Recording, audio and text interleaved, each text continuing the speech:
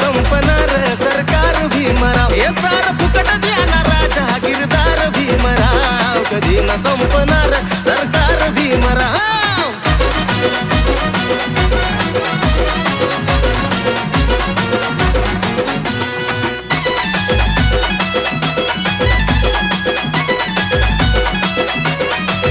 नव्हता सुखाचा मिळत आधी घास, आज घरात पंच पक्वानाचा वास.